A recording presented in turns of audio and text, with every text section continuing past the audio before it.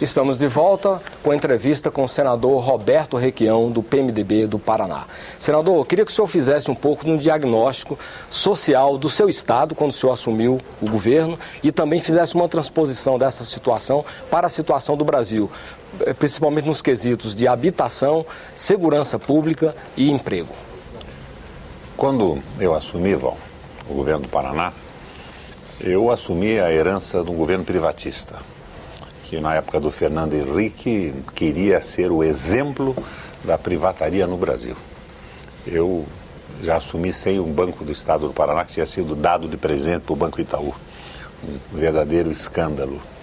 A nossa companhia de energia elétrica só não foi privatizada porque ela estava no leilão da Bolsa de Nova York no dia em que o Bin Laden detonou o World Trade Center. A Bolsa parou, ela não foi privatizada por isso. Porto de Paranaguá sucateado em vias de privatização também. E a nossa companhia de águas, a Sanepar, com uma parte do seu capital presenteado a um grupo privado ligado ao Daniel Dantas e também com o domínio através de um acordo de acionistas entregue ao setor privado. Foi uma briga colocar o Estado do Paraná novamente em ordem. Passamos um início de governo terrível, mas tomamos algumas medidas que eu trago hoje para o Congresso Nacional, para o Senado da República. A nível do Estado, dentro das nossas possibilidades, nós fizemos uma revolução econômica. Por exemplo, as pequenas empresas deixaram de pagar ICMS. Eu isentei microempresa, na verdade. E as pequenas empresas foram reduzidas para um imposto de cerca de 2%. Eu reduzi o imposto de 100 mil itens, de 28% e 18% para 12%, do que a gente chama de bens de consumo salário, aquilo que o salário do povo realmente compra. Eu criei uma tarifa social de água para as pessoas mais pobres. A agricultura recebeu um programa que chama-se Irrigação da Madrugada. A nossa companhia de energia elétrica opera dia e noite. À noite não tem consumo.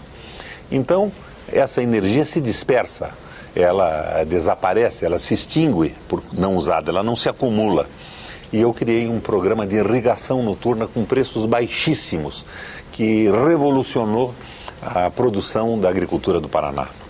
Criei um programa de venda de tratores a preços baixíssimos. Fiz uma licitação nacional e os nossos tratores, pasmem os ouvintes da TV Senado, custavam de 30% a 40% menos do que os tratores comercializados pelo programa do governo federal. Foram 7 mil tratores, mais ou menos, distribuídos com juros baixíssimos e equivalência em milho para escapar do processo inflacionário. Eu deixei de citar no primeiro bloco, Val, a última medida que tomamos em relação à educação. Todos os programas que eu citei não teriam efetividade sem recurso. Então, eu promovi uma mudança constitucional no Paraná, destinando 30% da receita do Estado para a educação. Isso viabilizou a revolução, o livro público, os televisores nas escolas, o financiamento do projeto de formação continuada dos professores, a melhoria salarial, porque sem recursos também não adianta a gente estar falando em mudança. Agora, dando ainda continuidade a esse processo do Estado, nós queremos um fundo de aval para os pequenos agricultores. E nós mexemos no limite das nossas possibilidades com a base da economia. E foi realmente um sucesso. Quando o governo federal inventou o empréstimo consignado, que é um verdadeiro roubo, né, porque não há risco nenhum e tem juros enormes, eu tabelei o juro para evitar que os bancos avançassem em cima do funcionalismo. E isso também foi muito interessante para a nossa economia.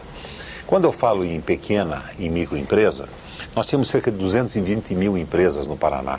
Eu coloquei nesse programa de 2% ou 0%, cerca de 190 mil empresas. O pessoal dizia, vai quebrar o Estado. Ao invés de quebrar, aumentou a arrecadação. Porque a pequena empresa, sem a pressão do fiscal corrupto, sem a pressão do Estado fiscalista e cobrador, se desenvolve.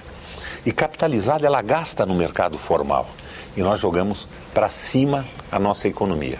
No último ano, segundo o IBGE, o nosso Paraná foi o estado que mais cresceu industrialmente.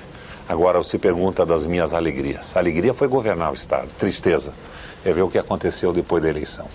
Tudo isso está sendo revertido.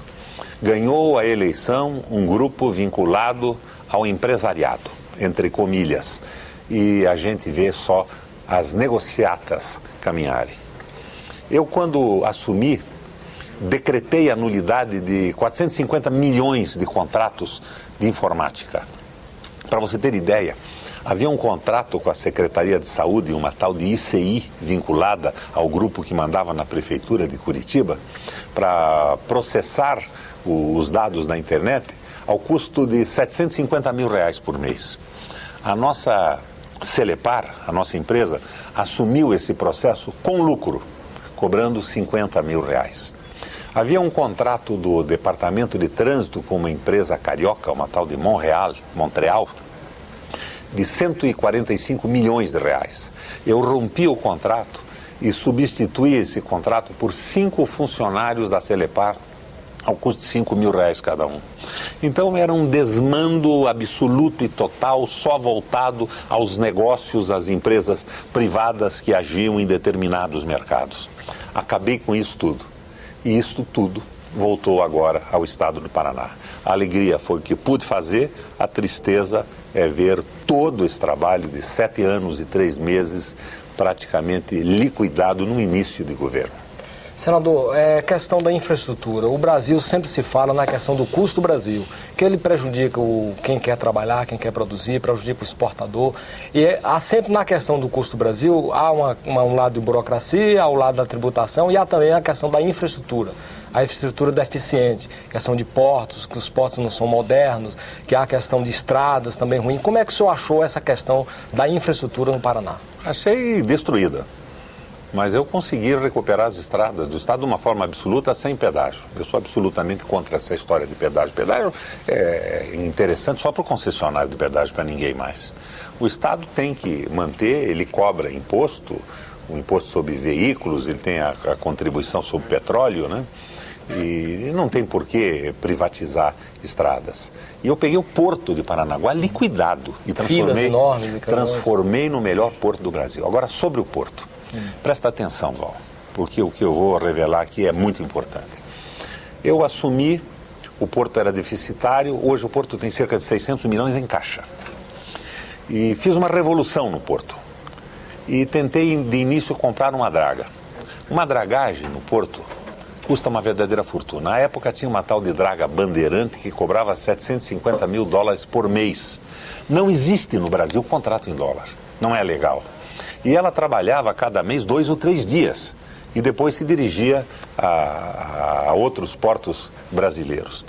Eu liquidei esse assunto e comecei uma tentativa de comprar uma draga nova.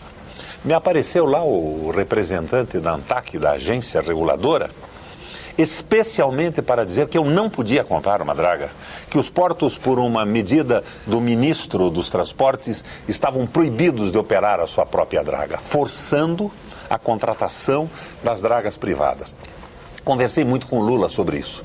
E o Lula tomou uma medida.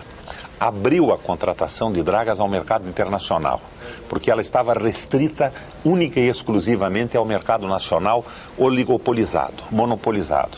Mas também não deu certo isso. Por quê? Porque as empresas internacionais entraram e compraram as nacionais. E o monopólio se estabeleceu da mesma forma. Uma dragagem de 3 meses em Paranaguá está orçada em R$165 milhões. Veja bem, uma draga nova de grande porte custa 40, 44 milhões de reais. E a guerra para evitar que o Porto de Paranaguá comprasse uma draga foi terrível. Pessoas me ligavam se identificando no telefone, eu sou o ministro disso, ministro daquilo, ministro do tribunal, por favor, não acabe com o contrato da Bandeirante. Eu acabei determinando a compra de uma draga que custou aí perto de 44 milhões de reais. Veio tudo em cima do Estado do Paraná. Acusações de corrupção. Imagina se pode haver corrupção quando você compra uma draga por 44 milhões e ela cobra por 3 meses de operação 165 milhões. E esta draga trabalharia intensamente no Porto de Paranaguá num primeiro momento. Depois ela estaria desocupada boa parte do ano para trabalhar no litoral de Santa Catarina e nos portos do Rio Grande do Sul. Guerra total. Eu saí e imediatamente o novo governo contratou uma dragagem do cais.